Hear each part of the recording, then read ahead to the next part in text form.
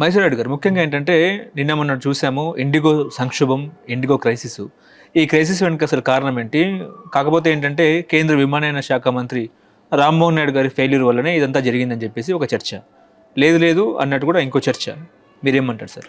రామ్మోహన్ నాయుడుకి సంబంధం లేదు కదా ఈ సమస్య. మ్మ్. ఆ, ఇవి ఏమిటంటే పైలట్స్కు రెస్ట్ ఉండాలని చెప్పి ఆ, కొంత సవరణలు చేశారు రెస్ట్ టైమింగ్ గురించి. అదేలే.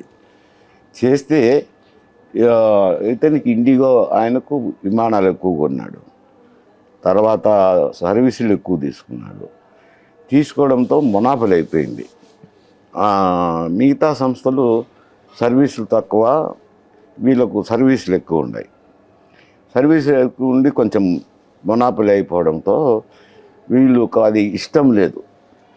ఎందుకు అని అంటే వీళ్ళకి అలవాటు ఏమిటంటే శాలరీస్ పైలట్లకు కూడా అధికారులకు కానీ ఉద్యోగస్తులకు కానీ శాలరీస్ తక్కువ ఇస్తారు, టైమింగ్ తక్కువ ఇచ్చి గొడ్డు చాకరీ చేయించుకుంటారు.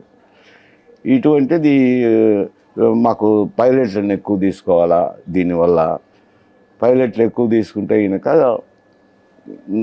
జీతభత్యాలకు ఎక్కువ శాలరీస్ పే చేయాల్సింది ఉంటుంది కదా, లాభాలు తగ్గుతాయని చెప్పి స్వార్థంతో ఇండిగో చేసిన పని. మేనేజ్మెంట్ కావాల్సికే సర్వీసులు ఎక్కువ ఉన్నాయి కాబట్టి, ఈ మొనాపలి ఉంది కాబట్టి చేశారు.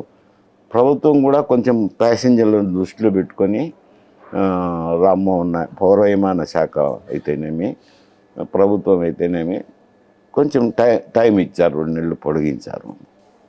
పైలట్లను రిక్రూట్ చేసుకునే దానికి ఇతర ఖర్చులకు 2 మాసాలు పొడిగించారు. అందులో రామ్మోహన్ నాయుడు ప్రమేయం ఏం లేదు. పాలసీ ఒకటి డీజీసీఏ తీసుకొచ్చినారు పైలట్లకు రెస్ట్ ఇవ్వాలని. అది వారికి ఇష్టం లేక ఇండిగో వాళ్ళు ఆల్మోస్ట్ సమ్మె అనుకోండి, సమ్మె అని చెప్పకుండా విమానాలు రద్దు చేసినారు. విమానాలు రద్దు చేసి తెలికి ప్రయాణికులకు ఇబ్బందులైనాయి. ఎందుకంటే సర్వీసులు అన్నీ వాళ్ళ చేతిలో పెట్టుకున్నారు కదా. అది రామ్మోహన్ నాయుడు వైఫల్యం ఏమి లేదు, దీనికి సంబంధము పాలసీ ప్రభుత్వం తీసుకొచ్చింది కదా. కాకపోతే ఏంటంటే ఇందులో మొన్న డిబేట్లో ఏంటంటే ఒక జర్నలిస్ట్ అడిగిన దానికి ఒక టీడీపీ అధికార ప్రతినిధి లోకేష్ గారు మానిటరింగ్ చేస్తారంటే చాలా వివాదమైంది అది అసలు.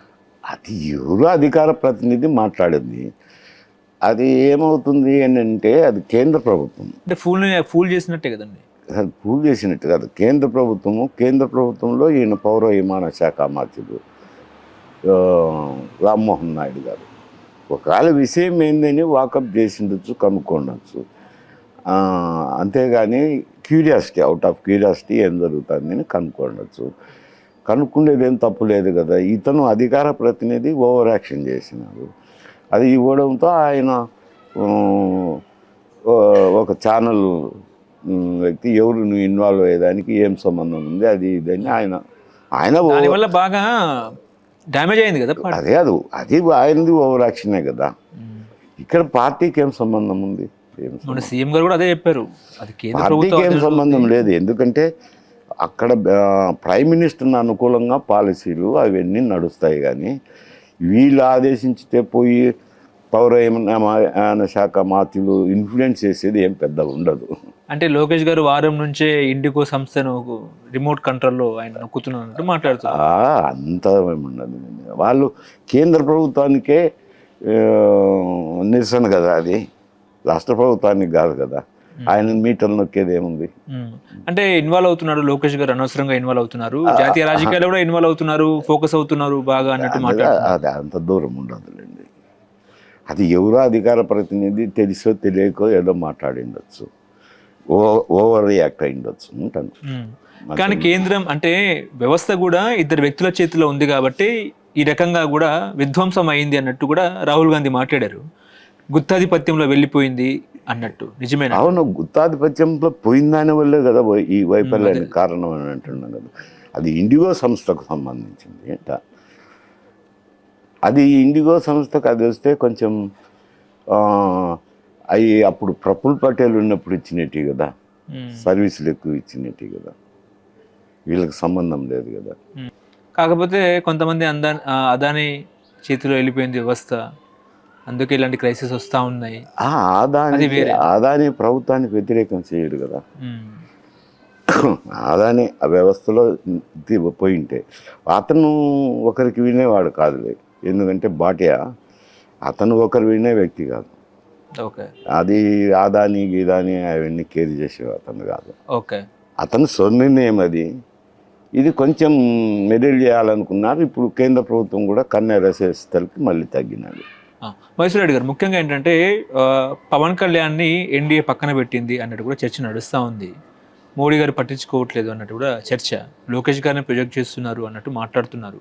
మీకేమనిపిస్తుంది, నిజమే అంటారా? అది అంత ఉండకపోవచ్చు.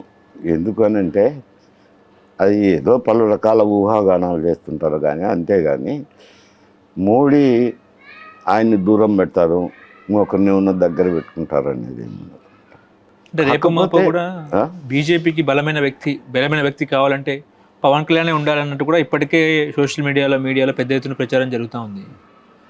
పవన్ కళ్యాణ్తో వాళ్ళ అండర్స్టాండింగ్లో ఉండాలి, అది కాదనలేని సత్యం అది.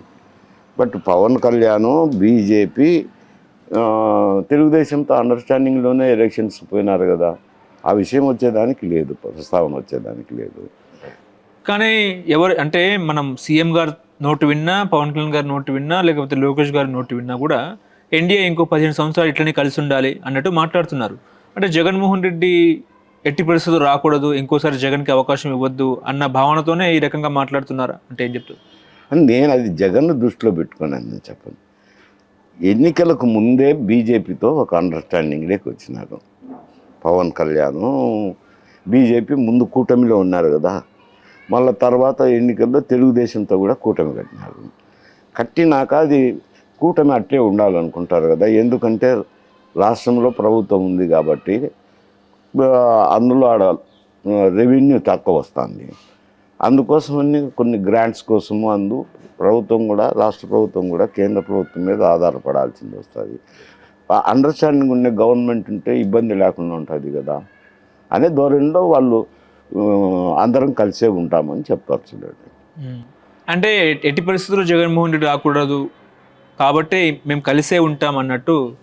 జగన్మోహన్ రెడ్డిది అనేది సెకండరీ పార్ట్ అండి, వాళ్ళ అధికారంలో ఉండేది వాళ్ళ ప్రైమరీ పార్ట్. అధికారంలో ఉండేదానికి వాళ్ళ వ్యూహాలు వాళ్ళకు ఉంటాయి, అది కాదనిలేము. ఎవరు వ్యూహం వాళ్ళకు ఉంటుంది. కూటమిలో ఎవరు ఇప్పుడు ఎందుకంటే కూటమిలో లేకుంటే నష్టం జరుగుతుంది అనేది వాళ్ళ అభిప్రాయంగా ఉండొచ్చులేండి. ఎందుకంటే దేశం మొత్తం మీద అదే నడుస్తుంది కదా. అంటే కూటమిలో ఎవరు బ్యాక్ అడిగి వేసినా కూడా ఇబ్బందే కదండి. కాదు, ఇప్పుడు కొన్ని ప్రభుత్వాలు ఉన్నాయి. పశ్చిమ బెంగాల్లో మమతా ప్రభుత్వం ఉంది, ఇక్కడ కాంగ్రెస్ ఉంది, ఇక్కడ కర్ణాటక. వీళ్ళైతే కొంచెం పెద్ద ఇదిలో నడవడం లేదు, కానీ అక్కడ మమతాతో అయితే కొంత సమస్యలు వస్తున్నాయి కదా, ఆమె కూడా ఇబ్బందులు పడుతున్నారు కదా అంటారు. ఓకే, కేంద్రంతో వ్యతిరేకంగా ఉంటే కొన్ని ఇబ్బందులు ఉంటాయి రాష్ట్రాలకు అంట, తప్పదు అది. హలో, తెలుగు రాజ్యం ఛానల్ చూస్తున్నారా? సామాజిక, రాజకీయ, జీవన చిత్రణే తెలుగు రాజ్యం. అతిశయోక్తులు, అసత్యాలు ఉండవు. రాజకీయ కోణం కాదు, ప్రజా కోణమే కొలబద్ద. తెలుగు రాజ్యం వీక్షణ మీ ఉత్తమ అభిరుచికి నిదర్శనం.